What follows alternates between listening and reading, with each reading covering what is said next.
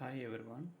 ఇవాళ మీకు BCom vocational వాళ్ళకి థర్డ్ యూనిట్ మూడవ యూనిట్లో అకౌంటింగ్ వోచర్స్ క్రియేషన్ అని ఉంది చూడండి. How to create new vouchers in Tally అంటాడు.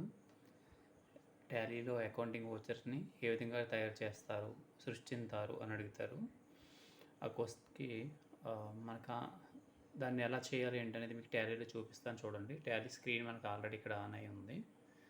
మనకి మీకు ఇంతకు ముందే నేను కొన్ని కీస్ పెట్టాను. ఏంటంటే F4, F5, F6, F7, F8 అని కొన్ని కీస్ పెట్టాను. ఆ కీస్ ఏంటంటే మీకు ఫస్ట్ది F4 అనేది కాంట్రా, ఇదిగోండి కాంట్రా. F5 అంటే పేమెంటు, F6 అంటే రిసీటు, F7 అంటే జర్నల్స్, F8 అంటే సేల్స్, F9 అంటే పర్చేస్ అనమాట. ఇవన్నీ మీకు పెట్టాను. వాటినే మనం ఏమంటే ఓచర్స్ అంటారు అనమాట. అకౌంటింగ్ ఓచర్స్ అంటారు. ఆ ఓచర్స్ అవి ఈ బటన్స్ మనం ప్రెస్ చేస్తే స్క్రీన్ మారుతూ ఉంటుంది చూడండి. F4 ప్రెస్ చేస్తున్నాను. F4 బటన్ ఇది ప్రెస్ చేస్తే స్క్రీన్ మారుతుంది చూడండి. కాంట్రా అన్నాను కదా, కాంట్రా వచ్చింది.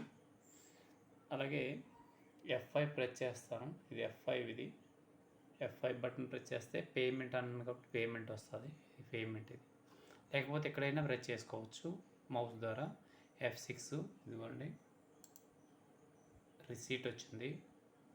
F7 జర్నల్స్, F8 సేల్స్, అలాగే F9 పర్చేస్. ఇలా ఇవన్నీ ఆల్రెడీ ఎగ్జిస్టింగ్ వోచర్స్ అంటారు అనమాట. ఎగ్జిస్టింగ్ వోచర్స్ అంటే ఒక్కొక్క ఎంట్రీని ఒక్కొక్క దాంట్లో మనం పాస్ చేయాలి. ఇప్పుడు కాంట్రా అనుకోండి, మనం క్యాష్ డిపాజిట్ చేసిన బ్యాంక్లో దాని నుంచి విత్డ్రాల్ చేసుకున్న, ఒక బ్యాంక్ నుంచి ఇంకొక బ్యాంక్ ట్రాన్స్ఫర్ చేసిన F4 బటన్ని ప్రెస్ చేసి మనం ఇందులో ఎంటర్ చేయవలసి ఉంటుంది అన్నమాట. ఎంట్రీస్ అనేవి డెబిట్ టు క్రెడిట్ అనేవి అమౌంట్లో ఇక్కడ ఎంటర్ చేయవలసి ఉంటుంది. పేమెంట్స్ అంటే కనుక F5 పేమెంట్స్. దీంట్లో మనం ఏం చేయవలసి ఉంటుందంటే, మనం ఎవరికైనా మన సంస్థ నుంచి క్యాష్ కానీ బ్యాంక్ కానీ ఎవరికైనా మనం పే చేస్తే కనుక, చెల్లిస్తే కొన్ని ఖర్చులు పే చేస్తాం. లేకపోతే ఎవరి దగ్గర పర్చేజ్ చేసి ఉంటే కనుక వాళ్ళకి అమౌంట్ పే చేసి ఉంటాం. కొంతమందికి లోన్లు ఇస్తాం.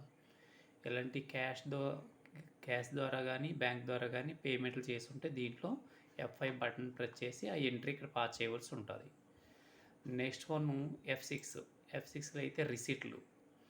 మనకి క్యాష్ కానీ బ్యాంక్ కానీ ఇతరుల నుంచి వస్తే కనుక దాన్ని ఇందులో చేయవలసి ఉంటుంది అనమాట.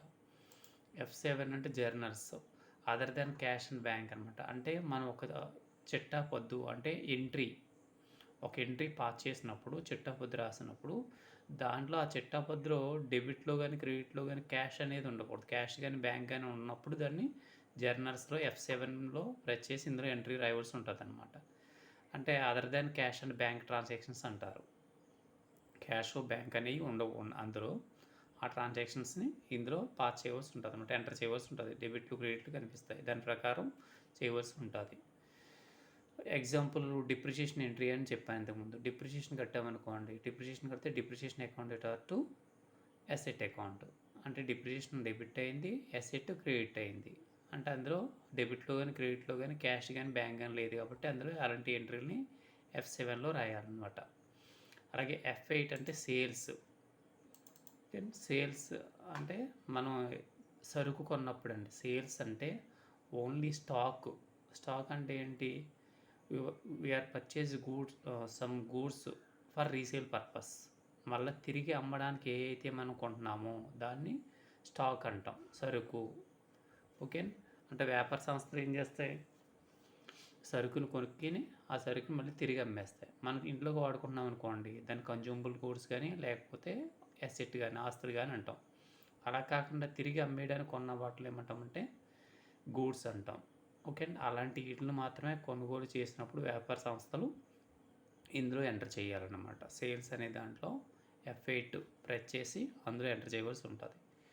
F9 అంటే స్టాక్ పర్చేజ్ చేసినప్పుడు ఇతరుల నుంచి మనం ఏదన్నా కొనుగోలు చేస్తామనుకోండి, మనం ఇతరులకి అమ్మాలంటే మనం ఫస్ట్ పర్చేజ్ చేయాలి.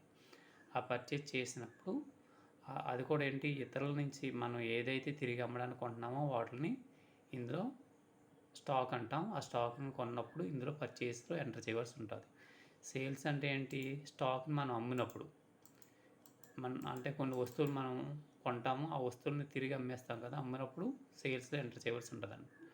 ఇలా ఒక్కొక్క ట్రాన్సాక్షన్ని ఒక్కొక్క దాంట్లో మనం ఎంటర్ చేయవలసి ఉంటుంది. అంటే కొన్ని ట్రాన్సాక్షన్స్ని దానికి సంబంధించిన ఓచర్స్ అంటాం.